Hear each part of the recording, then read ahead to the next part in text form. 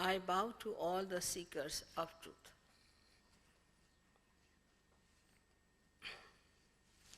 This last song that you have heard was written by a poet called Namadeva in the year 12th century. And it says that I will go and ask Mother for my yoga, for the union with the divine. For so many years, this is a folklore.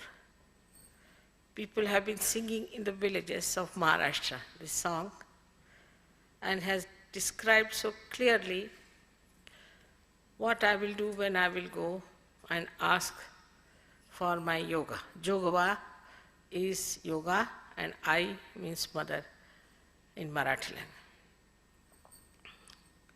And he has very clearly described what I will be doing to achieve that yoga.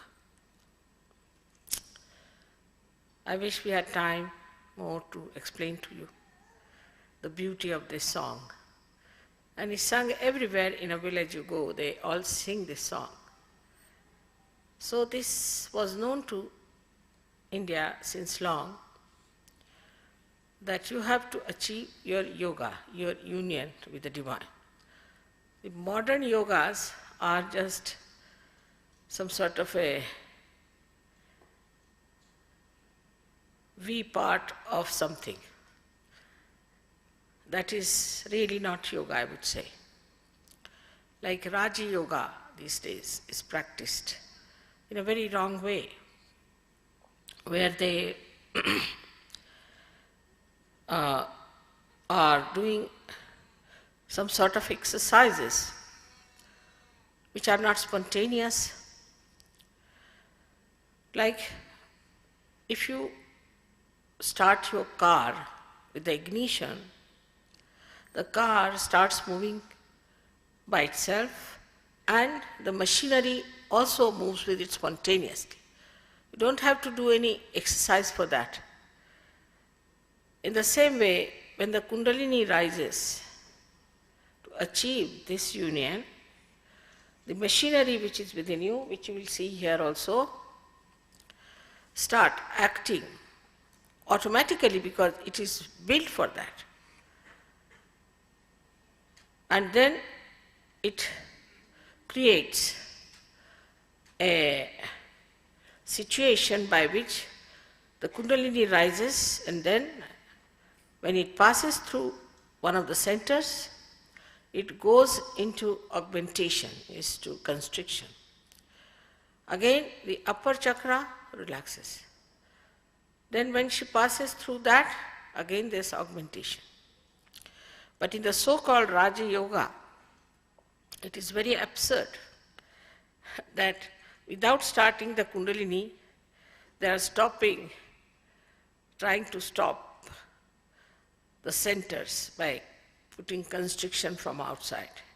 It would be something like, without starting the car, you remove the wheel or the steering wheel, spoiling the wheel as well.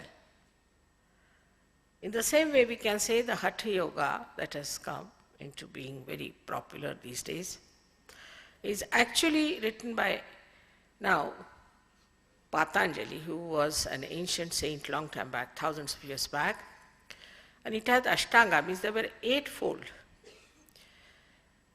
Out of that, a very wee bit, I would say, was the Yamaniyama, which is in that also. Very little was for the physical exercises. But that too was related to the Kundalini, that when the Kundalini is rising, if there is any physical problem on any center, then a particular asana was to be done. It's very systematic and scientific. It's not just do everything without understanding it. It's like taking the medicine from the whole medicine chest without understanding, without discrimination. And that's why many people tell me that through Hatha Yoga they got heart attacks. So naturally, because that's not Hatha Yoga. Hatha Yoga. Ha is the sun and the Tha is the moon. So is the yoga of sun and the moon. Not only of the sun, and what they do is throughout is nothing but the sunlight, which makes them very one-sided, imbalanced personalities. And the Hatha yogis are so hot-tempered, such liver and such heat, that you better approach them with a barge pole. Mostly they divorce their wives, they have no emotional life, and become very, very dry people. The reason is the other side, which is the emotional side, is not catered at all. But this is just a wee part of it. Later on, he talks of thoughtless awareness, nirvichar samadhi, then the doubtless awareness, which is called as the nirvikalpa samadhi. This is what is Sahaja Yoga is, that when you rise, samadhi means awareness, which is enlightened. Awareness, which is enlightened. So the human awareness expands and gets enlightened. This is the thing, main theme, main achievement of Patanjali Yoga. But I think some must have gone to some gurus, and in the beginning they must have learned certain asanas and they must have thrown out because thinking they are very money oriented or something like that. And they must have come to start these classes, which was all money oriented. While yoga has nothing to do with money, because you are united with the divine power, which is all pervading. And all pervading power doesn't know money. Through this awakening of Kundalini, which is within you. In the triangular bone, as you see here clearly, I don't know if everybody can see through me, is this Kundalini, is a 3.5 coiled energy within us. The coil is called as Kundala in Sanskrit. That's why it's called as Kundalini. But some people say that it's a serpent energy. It is not. Because always all energies move in waves like this. That's why we can say that it looks like a serpent that is moving like in a wave. But it's not a serpent energy. It is the energy that moves like a serpent. And any energy, if you see it, it never moves straight. It always moves with a wavy pattern. So this energy is settled within us in the triangular bone. And it has to pass through 6 subtle centers, while the 7th center is below the Kundalini. And this is the center which is for all our excretion, inclusive of sex. So sex has nothing to do with your yoga. On the contrary, when the Kundalini is rising, all your excretory movements and excretory things just become dulled or sleep. And then the Kundalini rises. She passes through all these 6 centers, she nourishes them, she integrates them, and ultimately passes through the here into limbic area, which is a hollow place, and pierces through the 6th center here, which we call as the Brahmarandra, meaning the whole of the Brahma, the all-pervading power. And then enters into the subtle energy which is controlling us, which is organizing us, which is doing all living work on this earth and in the whole universe, and also which loves us. This is how the connection takes place, and this is what is yoga. Yoga also has another meaning, is yukti. Yukti means the deftness. So the first thing you have to have, first phase is the yoga, where you get connected. And the second part is where you have to have the deftness of it, how to use it. When you have this power, how to use it, how to maneuver it, how to give it to others' realization, how to fix their realization, how to know about others, how to know about yourself, and how to correct the problems that are within you and which are without. This is the second part, which is called as yukti, meaning the trick, we can say, the trick of the deftness of this process of Kundalini awakening. Now, today we are going to talk about a little bit about the centers, so that you will have some idea to understand your subtle being. Now, the civilization that has grown outside in the West or anywhere is like a tree which is grown outside, and the knowledge we have is the knowledge of the tree, but we have no knowledge of the roots. And if we have lost our roots, the tree is about to give us a shock, may be destroyed also. So it is very important that we should know about our roots. And the roots I'm going to describe to you today, as I told you that you must keep your minds open to this knowledge. If it is proved, you have to accept it as honest people, but you have to be like a scientist, open your mind and listen to it and see for yourself if it works. And if it works, then you must accept it, because it is for your benevolence. And I will, one by one, I'll tell you about the centers, how it helps. Now, the first center I've already told you that is for the sex and for other excretion. So it goes into a balance as it is, once you get your realization. But before that, the Kundalini rises, and all the activities of this excretion stops at that time. This Kundalini rises through the second center, which we call as Swadhisthana. But actually, the Swadhisthana is coming out of the third center, like a lotus comes out. So we'll first consider the second center, but actually it is the third in the movement of Kundalini. Now the second center is very important for modern times, because whatever we have discovered in science, or whatever futuric plans we made, everything is done by this center on the right side. It works very hard. Also, when we are thinking too much, this center has to convert the fat cells for the use of brain. That's the most important work it has got to do. And as today we are very much thinking about our futures, we are planning too much. As a result of that, the main job this poor center gets is to convert the cells, fat cells, for the use of the brain as gray cells. But at the same time, he has very important work, is to look after your liver, your pancreas, your spleen, your kidneys, and part of your intestines. So as you start thinking too much, the work shifts more towards converting the fat cells.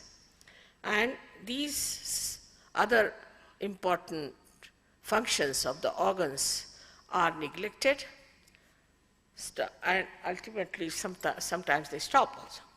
So the first thing that happens to people is they get liver problems. I'm told that Australia these days is suffering from hepatitis. It's due to too much thinking. Their livers are out and they are vulnerable for that. And as soon as some virus comes in contact with such a personality, they get into hepatitis. But if your liver is healthy, nothing can touch your liver and you can never get hepatitis. Now, nobody can believe that the heat that is generated in the body is absorbed by this liver. It absorbs it and transmits it into the bloodstream, in the water of bloodstream. Thus, the heat of the body goes away. This heat can rise if not allowed not absorbed by the liver, and rises higher, and people get from that many other troubles of the lungs, like asthma. Asthma is a direct effect of a bad liver. Also, such people who have it can reach the heart part, and people can get massive heart attacks. So the heat of the liver has to be controlled. So there are people who have overactive hearts and some people who have lethargic hearts. The overactive heart mostly comes from the people who think too much, who work on the right side. On the yellow line, which we call as the Pingala Nadi, is the channel of Surya, means the sun. And when it works too hard, then the heat is too much and can reach even up to the brain, and people can have paralysis So all kinds of things can happen with this liver, which doctors are not aware of. I did my medicine, and I was amazed to see that they see everything in such a superficial manner. Like, if you have some disease on the tree, they will treat the leaves. You have to go to the roots if you have to really get the tree all right. Then the other disease that is very common is of the pancreas, called as diabetes. Now, diabetes is also caused because of the neglect of this center that is entailed, this is manifested because of the work of the Swadhisthana chakra more on converting the fat cells. So, if you go to an Indian village, say, and if you ask them for tea, the tea that they make, sugar they take is, the measure is like this, that the spoon must stand at right angles in the sugar, otherwise it's not at all a tea, it's only water. And they drink that tea 3-4 times. Such a lot of sugar they consume, they never get diabetes, because they don't think about future. They have worked today, eaten their food and slept off nicely. Next day again they are there for working. They don't go on worrying about tomorrow, what will happen, day after tomorrow, what will happen, and 1,000 years later, what will happen. Because the future doesn't exist. The past is finished, future doesn't exist, present is the main thing. But when we become very futuristic, this brain has to think for the future plans. And I don't know how many percentage of it materializes. Normally it does not. Because if the divine has another plan for you, it's no use meticulously working it out, and then you ultimately find the whole thing has fizzled out. The reason is you have not understood the plan of the divine. Then the third very serious problem is from the spleen. Spleen also is neglected when the Swadhisthana chakra works very hard. By that neglect, the spleen doesn't get sufficient energy to work out your emergencies. When there is an emergency, supposing you are eating your food and there is a red blood corpuscles are produced for the digestion, then you feel like running somewhere, maybe some emergency. So too much RBCs or red blood corpuscles are produced at that time, and you get a pain. I don't know why you have got the pain now, but you see, it was supposed to be for the digestion. And the people who lead a very hectic life, we do, all of us, and always in emergency. We are always in tension and in emergency. First thing you read the newspaper, you see so many died, there's so many earthquakes, horrible things have happened here and horrible things happened there. I mean, any human being would be nervous to read that. I think we are getting immune, but still the immunity is not that we cannot feel the shocks of all these things happening. And with that shock, then we just jump we are late, so the time bound, everything, so we have to have a breakfast, we can't have a breakfast, so jump in the car, take the breakfast in your hand, the wife is shouting, oh, you didn't have your breakfast, and then the car is driven through a very heavy traffic, and you are blaming the traffic, and somehow you go to your office, and there's the boss who's shouting at you. So all these things work out. Poor thing, this spleen of yours feels, what a man this one is. He has all emergencies, so hectic, God knows when he is going to ask for more RBCs and all that. At this time, if there is any movement towards the left side, by any shock, by any unhappiness, by any death in the family or anything like that, or a false guru also, you get this center caught up on the spleen. And thus you get a very serious disease called as blood cancer. And this blood cancer is absolutely curable in Sahaja Yoga. We have many cases who were certified, who would be dead within 1 month's time, are still kicking and living for the last 6 to 7 years. So this can be cured because the Kundalini passes through your Swadhisthana chakra, gives it a balance, nourishes it, and your attention, which is so much on the right side, comes in the center and you feel all right. Like that, there are so many other things which can be cured very easily.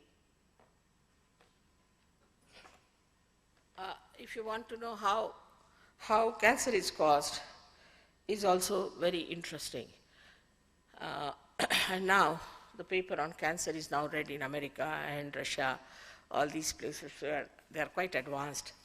And they have accepted Sahaja Yoga as something very enlightening. But by the time it is established as something very scientific, some people have to get their realization. Without realization, you cannot work it out. So the cancer is called, say, this is the center, and this is the left side and the right side, and in the center is the Sushumna Nadi, the central Nadi that you see there. Now, if you start using too much the right side, it moves like that, or the left side, it moves like that. At this point, it is vulnerable to cancer, because already your relationship with the whole is broken. At that time, suddenly, something happens on the left, and it's cut off completely. Then the cells on any center or in many centers can start galloping and can become very ego-oriented, and they become malignant. They start growing. Like in the nose, they start growing so fast that they can cover your eye, they can cover your ear and everything. All the other cells are not proportionately growing. And so that's how they obliterate the work of all the other organs. This is how cancer is set. Now when Kundalini passes, she goes through this and just puts it right like that. The first our attention comes to the center. And then she nourishes the center. Cancer is such a common case in the West especially. Such a lot of people are suffering from cancer because they are very one-sided people. If they are left-sided, emotional people, then to the extreme they are. They take to drugs, of such drugs which are very injurious. They take to alcoholism, which are very injurious, takes them to the left side. Or they take to the right side and suddenly any shock they can't bear, so they go to the left side.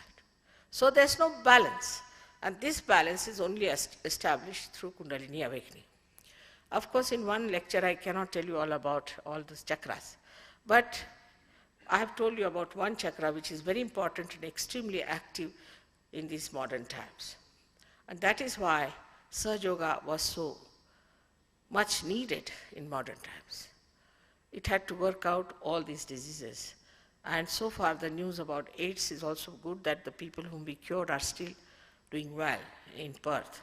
And I hope there will be more people of AIDS will come to Sahaja Yoga and will have that much willpower to practice it and establish themselves again on this earth. So this is it that we have to work out. For ourselves, first of all, we have to establish ourselves, and we can easily help other people, because Sahaja Yoga is for your benevolence, your physical, your mental, emotional, spiritual, all benevolence, and that you get empowered. Only by saying I am born again doesn't mean anything. You have to have the powers of a person who is born again. And when that happens, you must learn how to use it, this power that you have got. Otherwise, it is useless. It is like the story of Christ who said that some of them fell on a marshy land and they just sprouted and finished. Like that should not happen. We have to grow into trees to help others in a big way, and can be done. And I'm surprised in a country like Russia it's working out so well. So why not here, where we had all the freedom to understand the truth? So we have to be truth-oriented, not success-oriented, money-oriented, or science-oriented, but we have to be truth-oriented, which integrates everything. Every religion is integrated in it. Every religion is explained in it. All the mistakes human beings have created in those religions can be seen clearly. And what has gone wrong with human beings also could be seen very clearly if you get your self-realization. And this is what has to happen. And again, today we will have some time for questioning. Like yesterday, I have to again request you that I am not here to challenge you in any way or to take away anything from you, but I am just here to tell you what you are, what beauty you are, what glory you are, to enjoy yourself, and for the emancipation of the world, what you can do. May God bless you.